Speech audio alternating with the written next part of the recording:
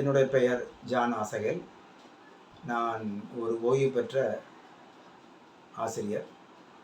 கடந்த 23/6/2024 அதாவது ஞாயிற்றுக்கிழமை அன்று CNI கிரைஸ்ட் சர்ச் தமிழ் பொய்சர் என்ற யூடியூப் சேனலில் லைவாக ஒளிபரப்பப்பட்ட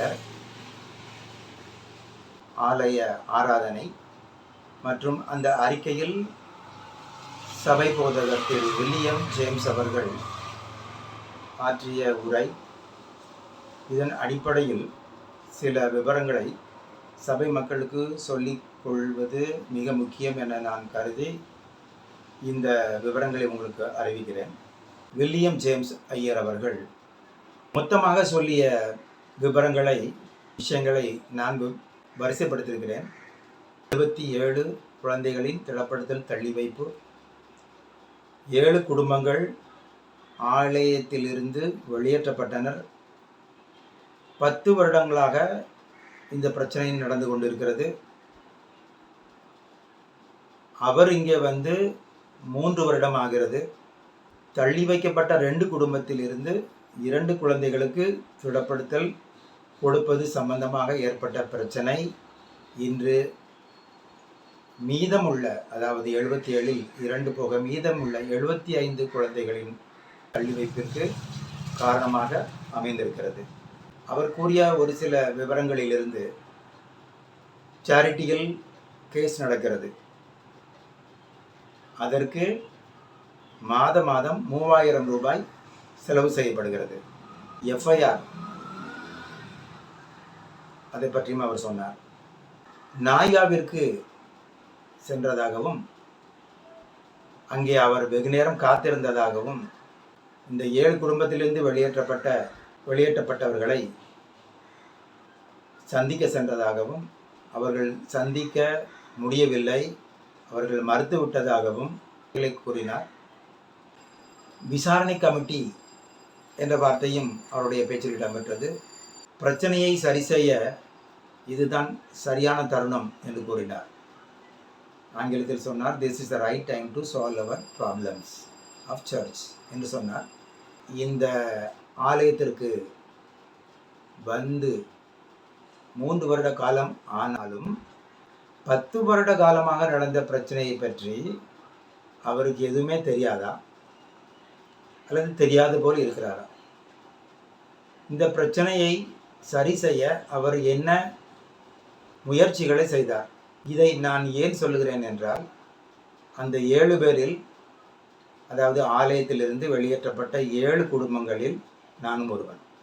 எனது ஆலயத்தில் உள்ள மக்களுக்கு தெரிந்திருக்கும் என்று நினைக்கிறேன். ஒரு சிலர் என்னை மறந்தாலும் மறந்திருப்பார்கள். நான் என்ன சொல்லுகிறேன், இந்த நேரத்தில் இந்த பிரச்சனையை முடிவுக்கு கொண்டு வர வேண்டும் என்று நமது போதகர் ஐயா சொல்லுகிறாரே, அதாவது அவர் இந்த ஆலயத்திற்கு வந்த உடனே நாங்களாகவே சென்று அவரை சந்தித்தோம். அவரிடம் விவரங்களை எல்லாம் எடுத்து சொன்னோம்.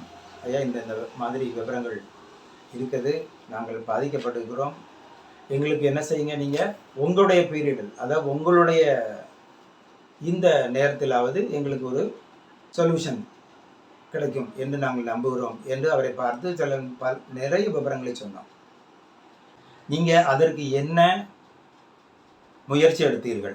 போதகர் திரு வில்லியம் ஜேம்ஸ் அவர்கள் சொன்ன 7 குடும்பம் யார், அவங்க பேர் என்ன, இதை அவர் சொல்லலை. சரி, இந்த 7 குடும்பத்தில் இருந்து 2 குடும்பத்து 2 குழந்தைகள் திடப்படுத்தலுக்கு பெயர் கொடுத்தார்கள். அவர்கள் யார், அவர்கள் பேர் என்ன, இது சொல்லலை. சரி, அந்த 2 பேரையும் நீங்கள் பெயர் எழுதும் பொழுது இந்த பிரச்சனை ஏற்படவில்லையா? அவர்களை சேர்க்க வேண்டாம் என்று கமிட்டி மெம்பர்கள் ஒருத்தரும் சொல்லலையா? நீங்கள் அதற்கு என்ன முயற்சி எடுத்தீர்கள் அவர்களை சேர்ப்பதற்கு? நீங்கள் சொல்லியிருக்கீங்க, அந்த மாதிரி பிஷப்கிட்ட போய் நான் பேசிட்டு வந்து அவர் ஓகே சொல்லிட்டாருன்னு. ஓகே சொல்லிட்டாருன்னு சொன்ன பிறகு அவற்றிலிருந்தும் நீங்கள் கடிதம் ஏன் வாங்கவில்லை? எதற்காக இவ்வளவு 10 வருட காலமாக இந்த பிரச்சனை நடந்து கொண்டு இருக்கிறது. 7 குடும்பத்தில் உள்ள யாருக்குமே இந்த ஆலயத்தில், அதாவது CNI கிரைஸ்ட் சர்ச் தமிழ் பொய்சர் இந்த ஆலயத்தின் மூலமாக எந்த ஒரு நல்லதும் நடக்கவில்லைன்னு நீங்கள் சொல்கிறீங்க. அப்படி இருக்கும் பொழுது இந்த 2 குழந்தைகளை மட்டும் அந்த பெயர் சேர்க்கும் பொழுது அந்த நேரம் வர அந்த 2 குடும்ப தலைவர்களும் நமது ஆலயத்தில் உறுப்பினர்கள் கிடையாது. எந்த விஷயத்தின் ஆதாரத்தில் நீங்கள் அவங்கள பெயரை சேர்த்து 1 வருட காலத்திற்கு ஆகிட்டு, ஜூலை மாதம் கடந்த வருடம் ஆரம்பிச்சிங்கன்னு சொன்னீங்க. அப்படி ஆரம்பிச்சிருக்க அந்த சமயத்தில் எப்படி அவங்க பேரை நீங்கள் சேர்த்தீங்க? அந்த டைம்லேயே அந்த நேரத்திலே இந்த பிரச்சனைக்கு ஒரு முடிவுக்கு நீங்கள் ஏன் கொண்டு வரலை? இப்போ பிஷப்பு மாறிட்டாங்க, இந்த பிஷப்பு வேண்டான்னு சொல்கிறாங்க அப்படின்லாம் சொல்கிறீங்களே, இது எந்த வகையில் சரி என்று உங்களுக்கு தெரிகிறது? இதை நீங்கள் சொல்லுங்கள். சபை மக்களும் என்ன செய்யுங்க, நீங்கள் கொஞ்சம் யோசனை பண்ணி பாருங்கள். ஐயர் சொல்கிறது ஓகே, அவர் சொல்கிறாரு கமிட்டி மெம்பர்கள், ஒரு சில கமிட்டி மெம்பர்கள் வந்து தடை செய்தாங்க, அவங்க போய் மேலே பிஷப்கிட்ட பேசியிருக்கிறாங்க, அவங்களுக்கு ஒரு அஃபிடவிட்டில் கையெழுத்து வேணும், எஃப்ஐஆர் இருக்குது, ஒரு நீங்கள் சொல்கிறீங்க CNI Christ search Tamil welfare society அப்படின்னு ஒன்று இருக்குது, அதில் இருந்து இவங்க வந்து ரெசக்னேஷன் பண்ணணும் அப்படின்னு சொல்கிறீங்க. இப்படி பல விஷயங்களை சொல்கிறீங்களே, எந்த விஷயத்தையாவது நீங்கள் தெளிவாக சொல்கிறீங்களா? அந்த கமிட்டி உறுப்பினர்களுடைய பேரை நீங்கள் சொல்லலையே ஏன்? அதே சமயத்தில் பேரை சொல்லலை, ஓகே, இந்த CNI Christ search welfare society இது என்னது? இதை பற்றி நீங்கள் எதுவும் சொல்லலை. தலையும் இல்லை வாலும் இல்லாமல் நீங்கள் எப்படியோ உங்களுக்கு தெரிஞ்ச அளவில் சொல்கிறீங்க. ஆனால் நீங்கள் இங்கே வந்த பிறகு, இந்த ஆலயத்தில் நீங்கள் பொறுப்பேற்ற பிறகு பல விவரங்களை பல தடவைகள் உங்களோட நாங்கள் சந்திச்சிருக்கிறோம். ஹோட்டலில் அங்கே எங்கள் விவரங்களை சொல்லியிருக்கிறோம். அதே சமயத்தில் பிஷப் அலுவலகத்தில் இருந்து ஒரு கமிட்டி அனுப்புனாங்க, போதகர் திவிடை அவர்கள் தலைமையில். அந்த விஷயங்களெல்லாம் நீங்கள் சர்ச்சைக்கு சொன்னீங்களா? பல தடவை சொல்லியிருக்கோம், நீங்கள் சர்ச்சில் உள்ள பொதுமக்களுக்கு தெரியப்படுத்துங்க. ஏன்னா இங்கே நடக்கிற விஷயங்கள் அங்கே கமிட்டியில் இருக்கக்கூடிய 13 பேர், நாங்கள் வெளியில் இருக்க இங்கே 7 பேர், இவங்களுக்கு மட்டும்தான் தெரிய வருது. இது போக 1-2 பேர் இருக்கிறாங்க. அந்த ஐயா சொன்னார், வெளியில் ஒரு கமிட்டி இருக்குது, அங்கே கேட்டுட்டு வந்து தான் அங்கே பேசுவாங்க. அப்போ இந்த வெளியில் உள்ள கமிட்டி, வெளியில் உள்ள சில பேர்கள், இவர்களுக்கு தான் இந்த சர்ச்சினுடைய நடவடிக்கைகள் என்னன்னு தெரியுது, வேறு யாருக்கும் தெரியாது. தெரிஞ்சிருந்தவங்களும் என்ன செய்கிறாங்க, நமக்கு எதுக்கு இந்த வம்பு, நம்ம இதில் தலையிட வேண்டாம், என் பிள்ளைக்கு திடப்படுத்தல் ஆகுதா நடக்கும், என் பிள்ளைக்கு வந்து பேப்டிசம் கிடைக்குதா ரைட்டு, என்னுடைய குடும்பத்தில் உள்ளவங்களுக்கு கல்யாணம் நடக்குதா ஓகே அப்படின்னு நீங்கள் அமைதியாக இருந்தீங்க.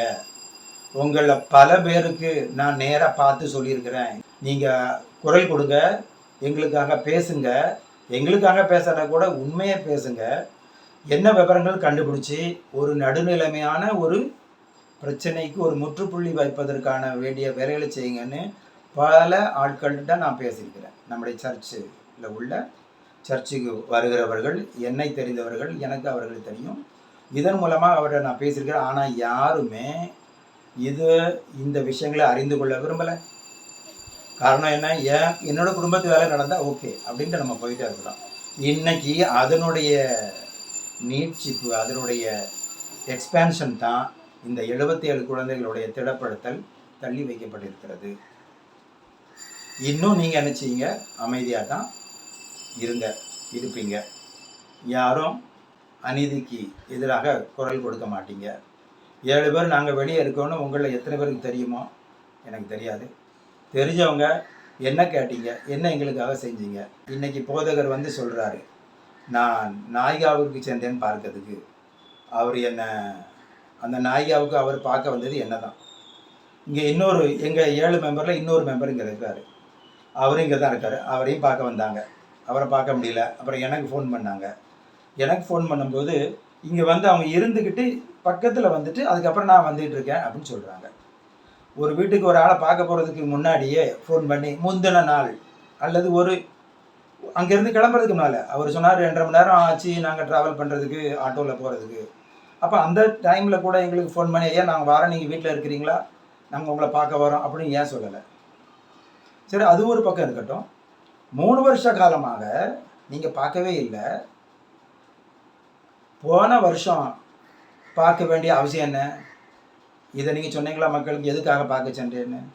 அங்கே சொல்கிறீங்க நான் ஒரு நண்பனாக பார்க்க வந்தேன் அப்படின்ட்டு. நண்பனாக பார்க்க வந்தது ஒன்றும் பிரச்சனை இல்லை, வரலாம்.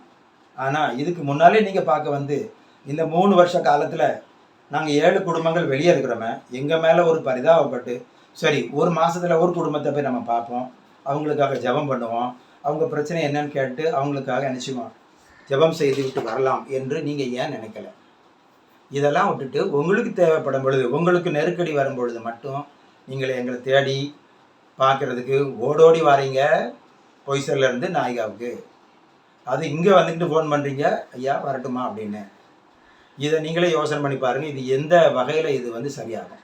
சரி, இதெல்லாம் நீங்கள் சொன்னீங்க. ஆனால் அதுக்கு பிறகு நாங்கள் 7 பேர் வெளியேற்றப்பட்டதில் ஒரு 4 பேர் 3 பேர் கூட நீங்கள் உட்காந்து போர்வெளி ஹோட்டலில் உட்காந்து பேசலாமா இல்லையா? அதை அப்போ நீங்கள் சொல்லலை. அப்போ நீங்கள் இப்படி சொல்கிறது வந்து எங்களை வந்து ஒரு வித்தியாசமான பார்வைக்கு நம்ம சர்ச் மக்கள்கிட்ட கொண்டு செல்வதாக நான் நினைக்கிறேன். அதனால் இந்த மாதிரியான விஷயங்களை தயவுசெய்து சொல்லாதீங்க, உண்மையை சொல்லுங்கள். இந்த கமிட்டியில் உள்ள ஏதோ 4 பேர் 5 பேர் வந்தாங்க, எங்கிட்ட அஃபிடேவிட் கேட்டாங்கலாம் சொல்லிங்களா, அவங்க யாருன்னு நீங்கள் சொன்னீங்களா? அவங்க பேரை சொல்லுங்கள். இப்போ நான் என் பேரை சொல்கிறேன், நான் தான் 7 பேரில் நானும் ஒருத்தன் சொல்கிறேன். இன்னும் அடுத்த வீடியோ போடும்பொழுது நாங்கள் அதுலேயும் சொல்லுவேன், அவ்வளோ ஒரு பேரையும் நான் சொல்லுவேன். என்ன தப்பு நடந்தது, எதற்காக நாங்கள் வெளியேற்றப்பட்டோம், எங்கள் மேலே என்ன தப்பு இருக்குது அப்படிங்கிறத நான் கட்டாயம் இன்னும் அடுத்த வீடியோக்குள்ளே கட்டாயம் நான் உங்களுக்கு பொதுமக்களுக்கு, அதாவது நம்மளது ஆலயத்தின் பொதுமக்களுக்கு நான் சொல்வேன். அது என் மேல் விழுந்த கடமையாக இருக்கிறது. அந்த கமிட்டியில் எத்தனை பேர் இருந்தாங்க? இந்த கமிட்டி எத்தனை வருஷமாக இருக்குது? இந்த கமிட்டி மாற்றினாங்களா, இடையில சேஞ்ச் பண்ணாங்களா இல்லையா? சரி, இந்த 10 வருஷ காலமாக நடந்துக்கிட்டு இருக்கு. நீங்கள் 2021 வந்தீங்க. இந்த டைம் நீங்கள் வர்றதுக்கு முன்னால் எந்த போதகர் இங்கே இருந்தார்? அவர் என்ன செஞ்சார்? அவர் பீரியடில் தான் நாங்கள் வெளியேற்றப்பட்டோம். அவர் பேரை சொன்னீங்களா? சொல்லலை. இப்படி எதையுமே தலையும் இல்லாமல் காலும் இல்லாமல் வாலும் இல்லாமல் நீங்கள் மொத்தமாக சொல்லி இது இந்த பிரச்சனை வந்து உங்கள் பிரச்சனையை சரி செய்யறதுக்கா, அல்லது எங்களுடைய பிரச்சனையை சரி செய்வதற்கா, அல்லது இப்போ 77 குழந்தைகள் வெளியே தள்ளி வைக்கப்பட்டு இருக்காங்களே அவங்க பிரச்சனையை சரி செய்வதற்கா என்று எனக்கு சுத்தமாக விளங்கவே இல்லை. இடையில எஃப்ஐஆர் என்ற ஒரு வார்த்தை வந்தது. இந்த எஃப்ஐஆர் யாருடைய கம்ப்ளைண்ட்டுடைய பெயரில் பதிவு செய்யப்பட்டது, யார் மேலே பதிவு செய்யப்பட்டிருக்கிறது, நமது ஆலயத்தில் உள்ளவங்க அதில் யார் சம்மந்தப்பட்டிருக்கிறா, இந்த விவரங்களை இங்கே ஏன் சொல்லலை? பல தடவை உங்களை சந்திக்கும்போது நாங்கள் சொல்லியிருக்கிறோம், எல்லா விவரங்களையும் பொதுமக்களுடைய பார்வைக்கு கொண்டு போங்க, அவங்க முடிவு பண்ணட்டும்னு. இன்றைக்கி நீங்கள் சொல்கிறீங்க ஏஜிஎம் வைப்போம், அவங்கள கூப்பிடுவோம், பேசுவோம், அவங்க எல்லாம் சரி பண்ணுவாங்க. இதை ஏன் நீங்கள் முன்னாலே செய்யலை? 3 வருஷ காலமாக நீங்கள் எதுக்காக காத்திருந்தீங்க? சரி, கேஸுக்காக, அதாவது சேரிட்டியில் நடக்கக்கூடிய கேஸுக்காக ஒரு மாதம் 3000 ரூபாய் செலவு செய்கிறோம் அப்படின்னு சொல்கிறீங்க. இது எந்த கேஸுக்காக செலவு செய்கிறீங்க?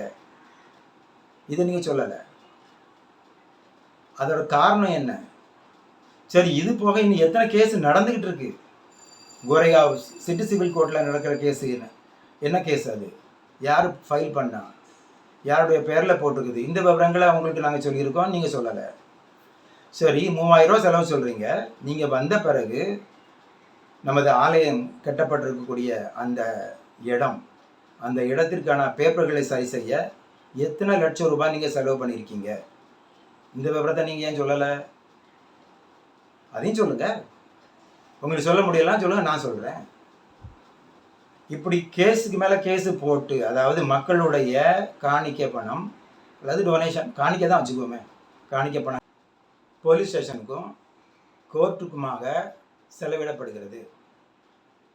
நீங்கள் எடுத்து உங்கள் பழைய 3 வருட காலமாக உள்ள நம்முடைய ஒரு சின்ன ஹேண்ட் புக் கொடுப்பாங்கள்ல ஏஜிஎம்க்கு முன்னாடி, அந்த புக்கை பிரட்டி பாருங்கள். ப்ராப்பர்ட்டி விஷயமாக எவ்வளோ பைசா செலவு பண்ணப்பட்டிருக்கிறதுன்னு தயவுசெய்து எடுத்து பாருங்கள்.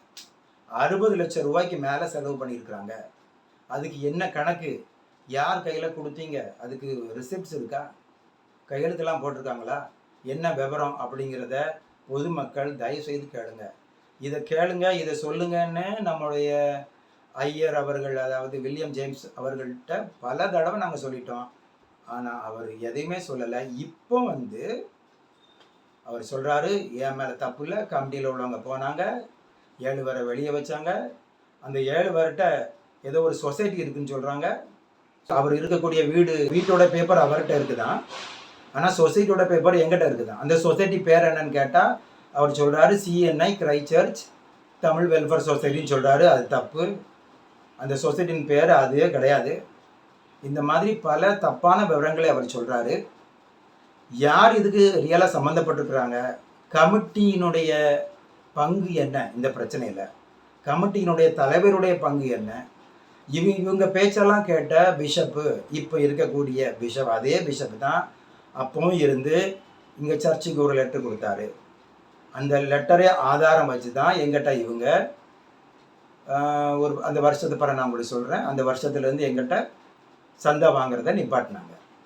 இந்த விவரங்களெல்லாம் தெளிவாக நான் ஐயர் நமது ஐயர் வில்லியம் ஜேம்ஸ் அவர்களிடம் சொல்லி இருந்தும் அவர் எல்லாத்தையுமே மறந்தது போல் இங்கே சொல்லிகிட்டு இருக்கிறாரு.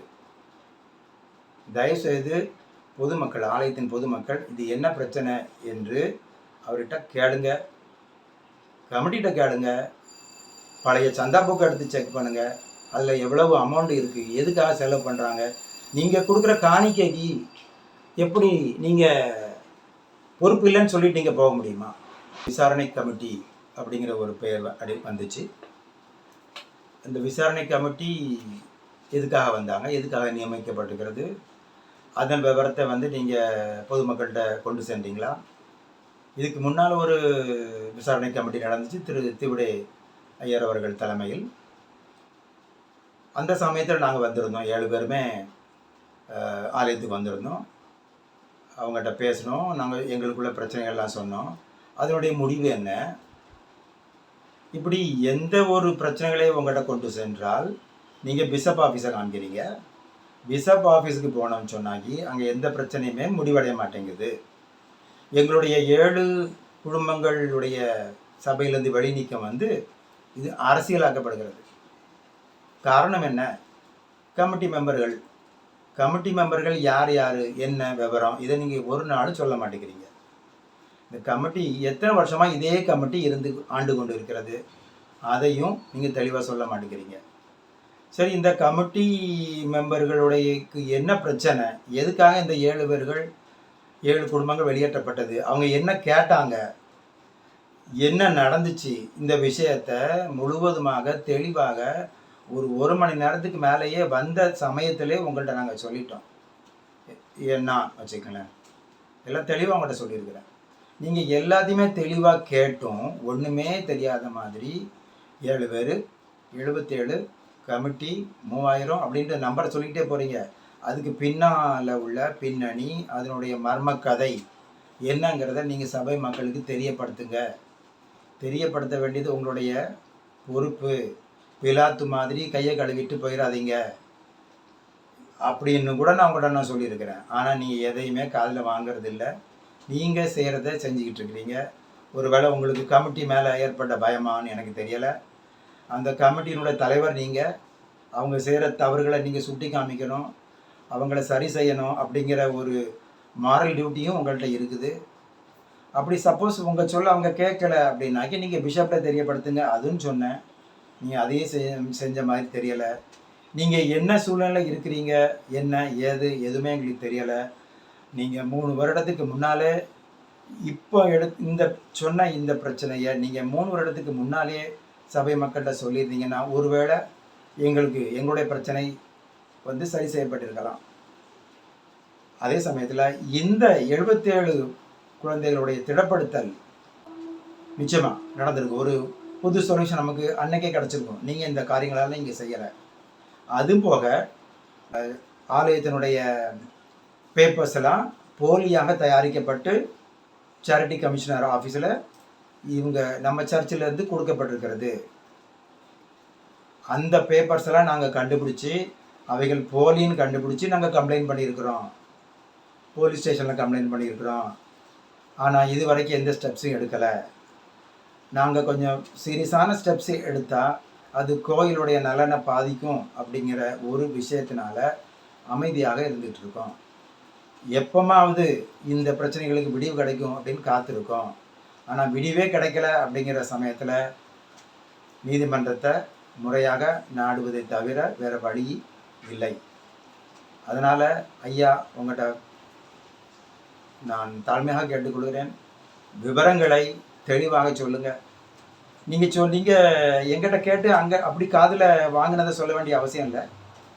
பேப்பர் இருக்குது, நாங்கள் இதுவரை உங்களுக்கு அனுப்பின பேப்பர் இருக்குது, உங்ககிட்ட டாக்குமெண்ட்ஸ் இருக்குது. அதை செக் பண்ணி அதில் உள்ள விவரங்களையும் நாங்கள் சொல்ல விவரங்களையும் ஒப்பிட்டு சொல்லுங்கள். நீங்கள் உங்கள் கடமையை ஏன் நீங்கள் செய்ய மறுக்கிறீங்க? அதனால் ஏற்பட்ட விளைவு தான் இன்றைக்கி 77 பிள்ளைகளுக்கும் அவருடைய குடும்பங்களுக்கும்.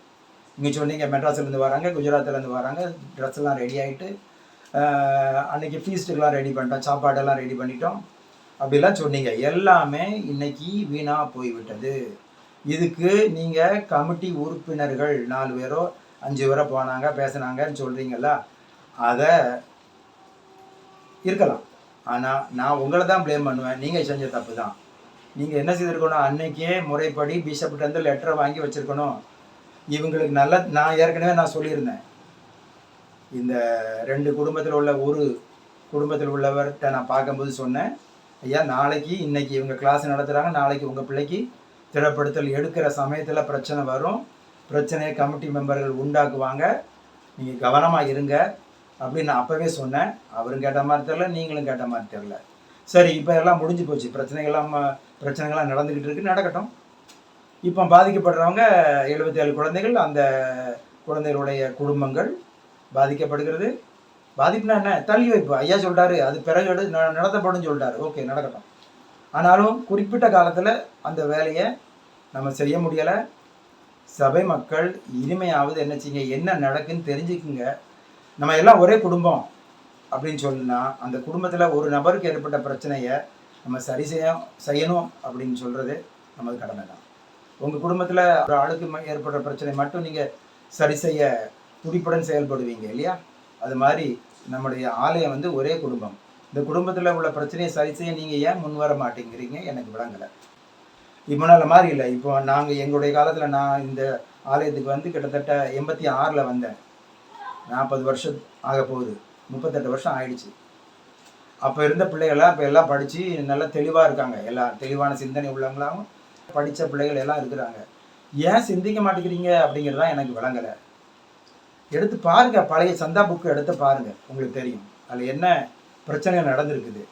காணிக்கை பற்றி முக்கியமாக சொல்லணும். இந்த லைவ் டெலிகாஸ்ட் அதை நான் பார்த்தேன். அறிவிப்பு செக்ஷனில் வரும்பொழுது காணிக்கை பற்றி சொன்னாது. அந்த காணிக்கை முழுவதுமாக, அவள் காணிக்கை பற்றி சொன்ன விவரங்கள் முழுவதுமாக மியூட் செய்யப்பட்டிருக்கிறது. அதாவது சத்தமே இல்லை. நீங்கள் வேணால் திரும்ப செக் பண்ணி பாருங்கள். ஏன், எதுக்கு? இந்த காணிக்கை எவ்வளோ வந்ததுன்னு பிரத்தியாருக்கு தெரியக்கூடாதா? அல்லது சர்ச்சில் இருந்து வெளியே உள்ளவங்களுக்கு விளங்கக்கூடாது அப்படி நினைப்பில் செய்தீங்களா? என்னன்னு பாருங்கள்.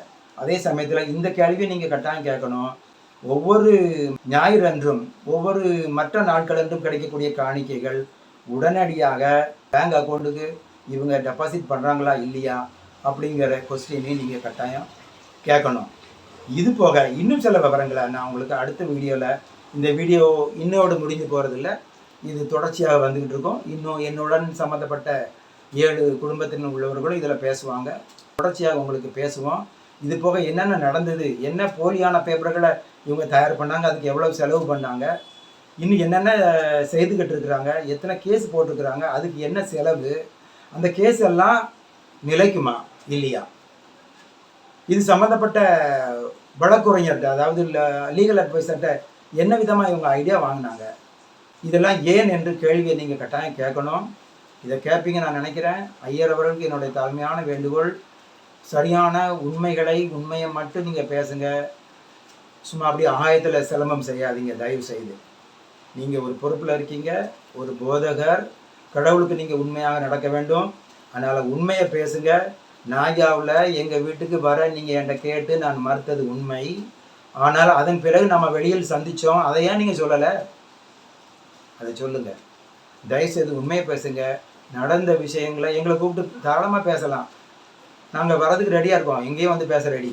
உண்மையை சொல்கிறதுல எங்களுக்கு பயமே இல்லை. வித் பேப்பர்ஸோட, டாக்குமெண்ட்டோட நாங்கள் எவிடன்ஸோட காமிக்கிறோம். கபடி எத்தனை வருஷமாக செயல்படுது, எத்தனை பேர் இருக்கிறாங்க, அதே பொறுப்பில் இருக்கிறவங்க தான் இத்தனை வருஷம் இருக்கணுமா? வேறு யாருமே இல்லையா? வேறு படித்த பசங்களே இல்லையா நம்ம ஆலயத்தில்? யங்ஸ்டர்ஸ் இல்லையா மேலே வர்றதுக்கு? என்ன என்பதை தயவுசெய்து மக்கள் இதற்கு பின்னால் இருங்க. ஆலயத்தில் உள்ள பொது மெம்பர்கள், அதாவது சாதாரண மெம்பர்கள் இருக்கிறீங்க, நீங்கள் எல்லாருக்குமே உங்கள் கடமை இருக்குது.